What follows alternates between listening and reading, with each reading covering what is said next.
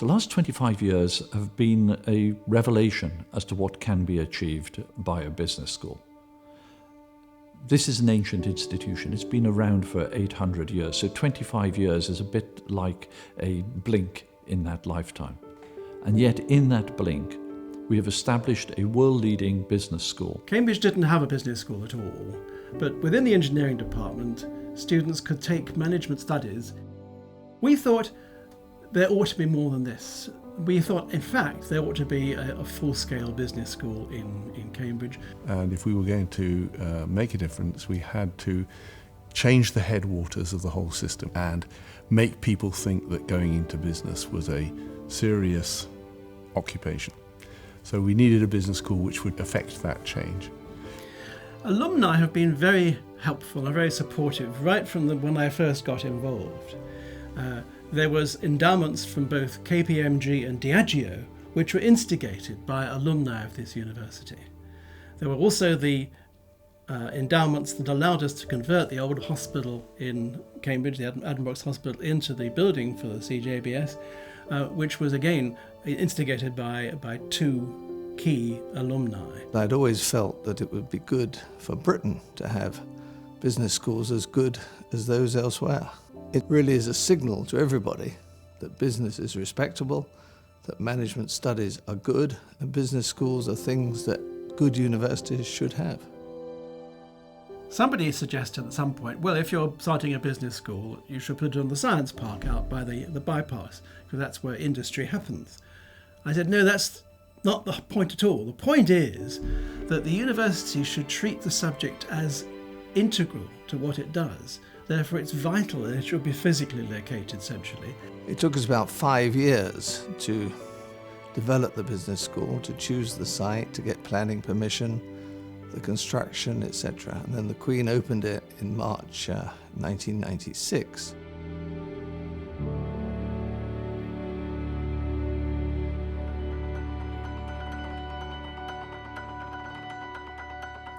When I was welcoming new MBA students 20 years ago, I would say, I know you need no lessons in competition.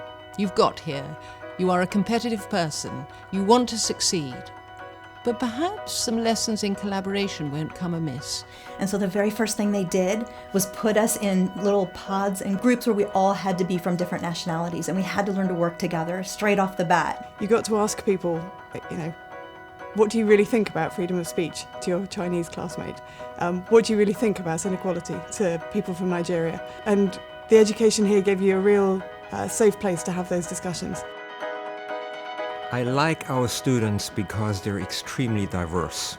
They're different in terms of background, they're different in age, they come from all over the world. And what I also like a lot is that our students have a good attitude. They're not only coming here to make progress in their career, but they're actually interested to learn, they're interested to interact. A business school is as good as its faculty, its students, and its supporters. We are adding to knowledge about how business can succeed and how business can play a positive role in a society with positive impacts overall.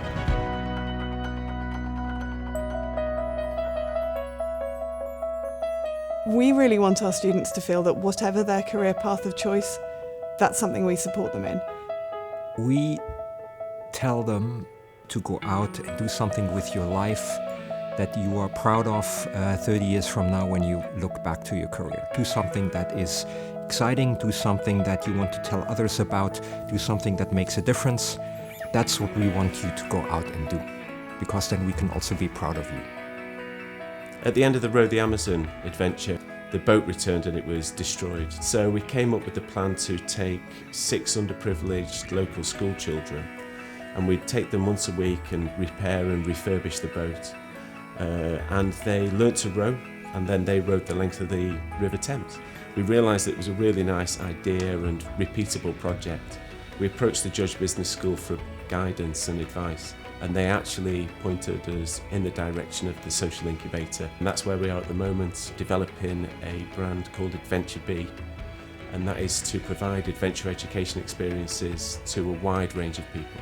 We're a non-profit drug delivery device company that's focusing on developing a medical device worn by a mother during breastfeeding, which would administer life-saving nutrients and medications to the baby as it's feeding.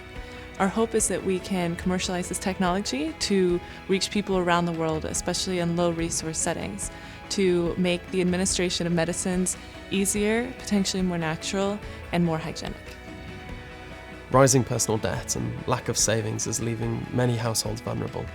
1 in 3 adults currently aren't saving for the future, and 1 in 5 currently have less than £250 in their bank account. The Parity app connects to people's financial accounts to understand the position that they're in and determine an achievable plan that improves the situation.